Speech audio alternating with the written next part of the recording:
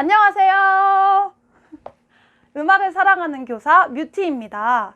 오늘은 저번 시간에 이어서 저희 임용고시 스토리 2탄을 들고 돌아왔습니다. 그러면 어떤 부분이 궁금하신지 질문을 통해서 제가 답변을 드려보도록 하겠습니다. 제가 재수 때 이제 떨어지고 2점 차이로 떨어졌는데 나는 이제 뭘 해야 하지? 2점 차이로 떨어졌으니까 내년에도 또 이렇게 떨어지면 어떡하지? 라는 그런 망망대해에 정말 홀로 남겨진 기분이었는데, 그때 여러 노량진 선생님들의 다음 카페를 들락날락 하면서 정보를 얻으려고 했어요. 근데 아무래도 그 시기가 시기인지라 붙은 사람을 보통 위주로 선생님들이 신경을 써주시더라고요. 그러니까 저는 그 틈에서 저 안 됐는데 상담 좀 해주세요 라고 하기가 쉽지 않았어요. 근데 우연히 다혜나 선생님 다음 카페에 들어가 봤는데 굉장히 큰 글씨로 공지가 되어 있는 거예요. 연락하세요. 힘들면 연락하세요. 막 이렇게 써 있는 거예요.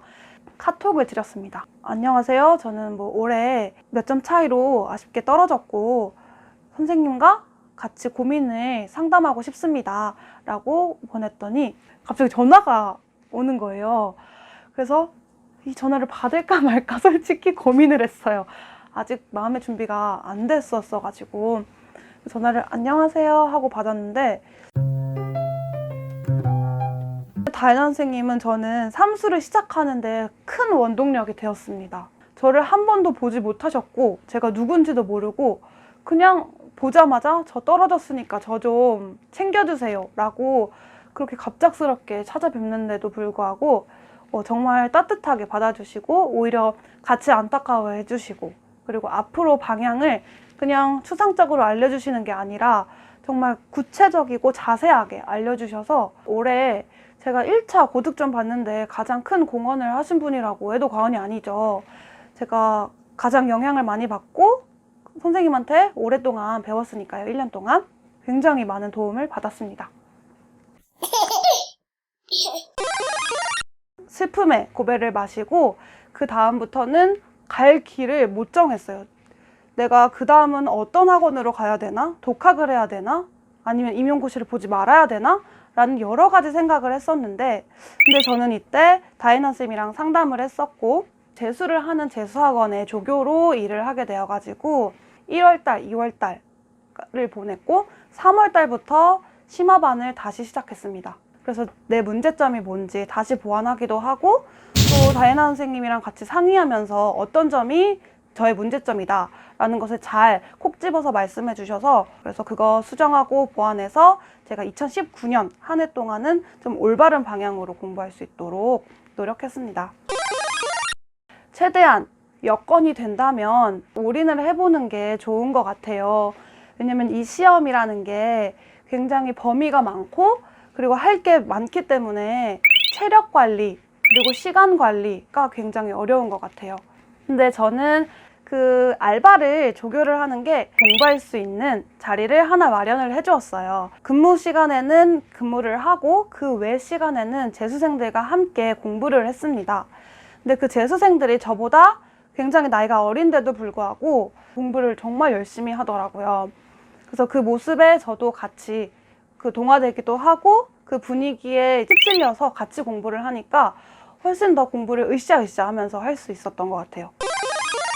아무래도 공부를 스트레스를 받으면서 경쟁하듯이 매주 시험을 보고 그것에 대해서 왜 점수가 안 나왔는지 그거를 해결하기 위해 또 공부를 하고 거기서 또 안 되니까 또 스트레스를 받고 지나친 일반화일 수도 있는데, 음악하는 사람들이 좀 예민해요. 또 이 시험을 이렇게 단기간에 완성을 해야 된다라는 그 스트레스가 아무래도 가장 컸던 것 같은데, 이 스트레스는 임용고시 수험생이라면 누구나 가지고 있을 것 같다는 생각이 들어요. 힘들었던 점이라고 하면은 원형 탈모를 꼽을 것 같아요. 이거 보여드릴 수... 샤워를 하다가 이렇게 머리를 빗는데 머리카락이 한 이만큼이 나왔어요. 엄마가 이렇게 원숭이 이 잡아주듯이 보시더니 여기 원형 탈모가 생겼다고, 그것도 2개나 있다고 말씀을 하시더라고요. 남자친구한테도 말을 할 수도 없고 그래서 정말 애먹었던 기억이 있습니다. 얘기하셔도 되는 건가요? 티 안 나게 잘 나고 있고요. 이 친구들이 많은 영양분을 먹어서 지금 아주 건강한 친구들로 여기에 자리 잡고 있습니다. 초수 때 그러셨던 거예요? 초수, 재수, 삼수. 너무 지금 탈탈 털리는 기분인데 뭐 친구를 만나서 수다를 떨거나 아니면 나가서 잠깐 조깅을 한다거나 하라고는 하는데 그게 잠깐뿐이지 그런 장기적인 근원적인 스트레스는 해소가 되지 않았어요. 사실 합격뿐이었어요. 합격하지 않으면 어떤 스트레스도 해결이 되지 않고 모두 합격하세요. 합격. 아마 분기별로 한 번씩은 올 것 같아요. 그래서 1년에 4분기로 나눈다면 봄에 한 번, 여름에 한 번, 가을에 한 번, 겨울에 한 번씩, 짧게는 한 달에 한 번씩 또 오기도 했어요. 저는 어떤 명언집을 봤는데 실패하는 자는 힘들 때 울고 성공한 자는 힘들 때 울면서 공부한다. 힘들더라도 조금 더 공부하고 슬럼프를 이겨내서 합격을 하는 꿈을 꾸면서 공부를 이어나갔던 것 같아요. 되게 독하신 거네요, 그러면. 따로 방법이 있는 게 아니라 울면서 공부하라. 울면서 공부하면 잘 되나요? 저 같은 경우는 울 땐 울고 공부할 땐 공부해라. 그러면서 막 일기장을 제가 썼는데요. 힘들 때마다 제가 싫어하는 공부를 막 저주를 하고 나쁜 말도 써가면서 스트레스를 풀고 쓰고 난 다음에는 조금 창피해져요, 내가. 그러는 모습에 다시 이제 정신을 차리고 그래, 다시 인강 듣자 하면서 인강을 들으면은 그럼 일기장에 리머 망해라 뭐 이렇게. 그쵸, 리머 메테오.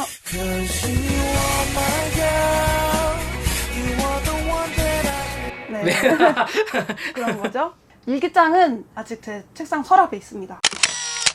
우리 음악 교과를 위해 힘써주신 리머 선생님을 제가 왜 그랬는지 참 어렸던 것 같아요. 경솔했어요. 죄송합니다. 추천을 해주실까요?